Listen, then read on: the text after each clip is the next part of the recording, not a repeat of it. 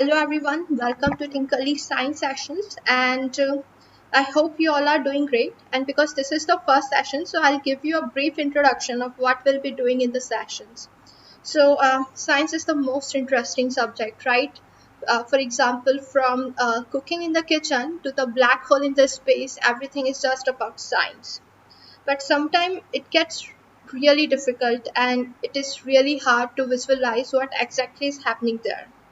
So, in the sessions, we'll learn the concepts of science in the most interesting ways. We'll give you practical examples as much as possible so that you can relate the science to your day to day life. Also, we have an interesting PhD virtual science laboratory to help you visualize the science. And after the sessions, you will get to perform your own experiments in the virtual lab as assignments. Topics that we'll be covering in the sessions are mapped with your curriculum. So, don't worry if you don't want to study extra because the topics are already in your syllabus.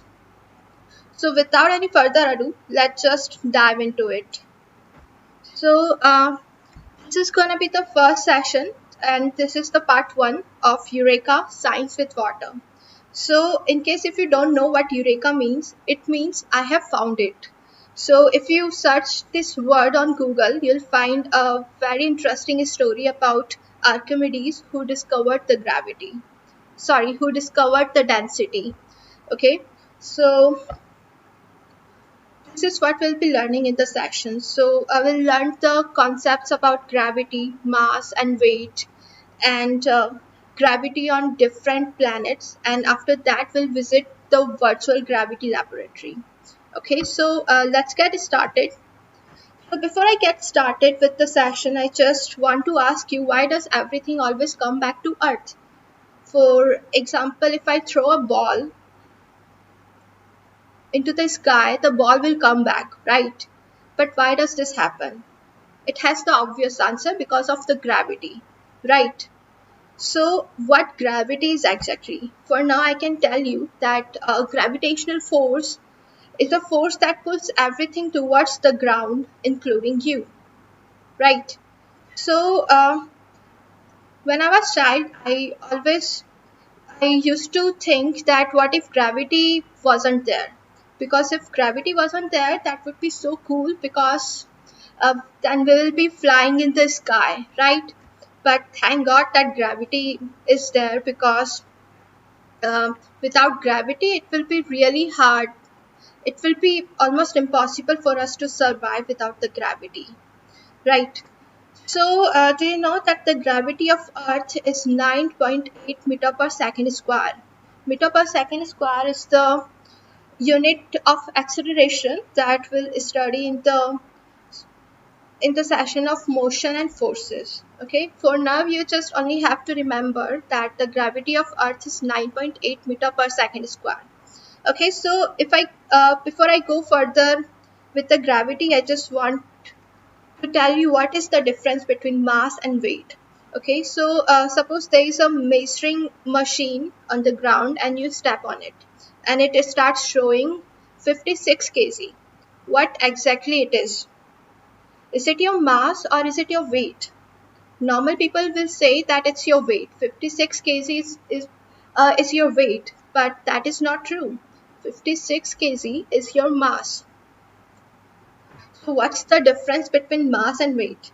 So we know what atoms are. Atoms are the smallest constituent units of everything. Like every solid, liquid, gas, everything is made up of atoms. So you can say that the atoms are building blocks of everything. And our human bodies are also made up of atoms. So mass is directly related to the number of atoms that we have in our bodies. Okay, but weight is something else.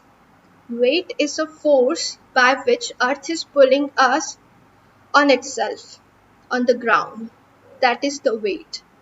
If you go into the space, you will feel weightless because there is no gravity. So that's the difference between mass and weight. So if next time someone asks you what's your weight, then you just answer them, my mass is 56 kg, but I don't know what my weight is. Okay, so this is the relationship between mass and weight. Okay, so if you multiply mass with the gravity, you will have the weight. So as you have learned before, that the unit of mass is kilogram, and the gravity is 9.8 meter per second of Earth.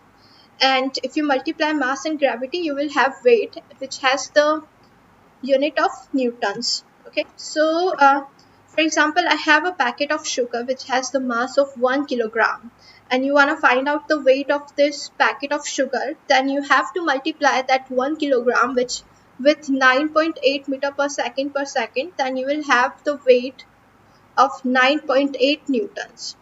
Okay, so let's come back to the gravity. So gravitational force is not just a force which is applied by Earth on us. This force can be applied by any object which is present in space. For example, there are two objects in the space which are separated by a distance. They will exert a gravitational force on each other. Okay, so sun is also applying gravitational force on Earth. Moon is also applying a gravitational force on Earth. So every object that is present in the space and two objects which are separated by a distance can apply a gravitational force on each other. Okay, so gravity depends upon two things. One is mass and other one is distance. So let me show you how it depends on mass and distance. Suppose there are two planets which are present in space. Okay, in case A, they are separated by more distance, and in case B, they are separated by less distance. So in case B, there is more gravitational force between these two planets because they are separated by less distance. Also, a gravitational force depends on mass. When two planets have more mass, they will apply more gravity on each other. Okay, so in this as on this screen, as you can see, in case B, these two planets will apply more gravitational force on each other. Okay, so it's time for us to visit the virtual lab of gravity. As you can see on the screen, it's a site of PhD simulations where we'll be performing our experiments in this virtual laboratory. It's a great site. So we have two masses, mass 1 and mass 2. And they have the mass of 1 billion kgs, and they are separated by a distance of 6.3 kilometers. So as I have told you that the gravity depends upon mass and the distance. Okay, so as you can see that the force on mass 1 by mass 2 is 1.7 newtons, right? And the same force is applied on the pink planet also because of the action reaction force, right? They have the same values. So suppose if I increase the distance, as you can see, if the distance between these two planets is 4 kilometers, then force on mass 1 by mass 2 is 4.2 newtons. The gravitational force is 4.2 newton. So let's see what happens if I increase the distance, right? As you can see that the gravitational force is decreasing with the increase in the distance. So I'll just come back to the 4 kilometer again, and now let's see what happens if you increase the mass. Okay, so I am increasing the mass of the pink planet. So the mass of the pink planet is now 6 billion kgs, and as you can see that the gravitational force has also increased to 25 newtons. Okay, so now let's increase the mass of the blue planet. So as you can see that the mass of the blue planet is now 4 billion kgs, and the force has increased to 100 newtons. And now again, if I I decrease the distance, I increase the distance, the force is decreasing, and it has become 28.5 newtons. See, it has become 17.4 newtons at the distance of 9.6 kilometers. If I decrease the distance again, the force will increase again. So this is how the gravitational force depend upon mass and the distance between two objects. Okay, so let's go back to the presentation again. So we are done with the visiting a virtual laboratory.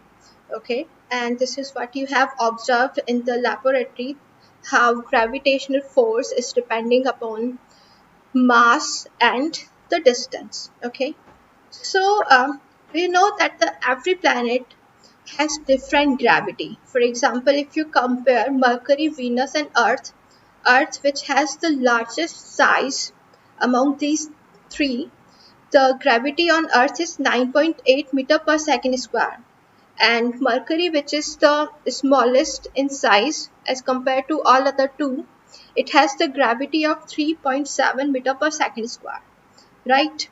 So we know that the Jupiter is the largest planet in the universe, right? And it has the gravity of 25 meter per second square, which is almost the 2.5 times of the gravity of Earth, right? So here I take the example of the sugar packet again.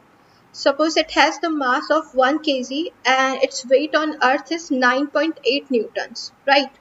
If you take that packet of sugar on the moon, where the gravity is 1.6 meter per second square, the weight of that packet of sugar will be 1.6 newtons.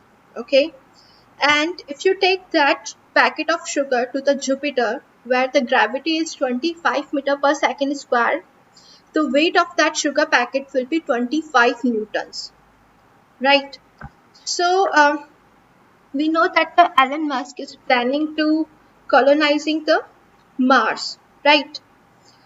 So do you think that it is possible for us to move to the Mars directly?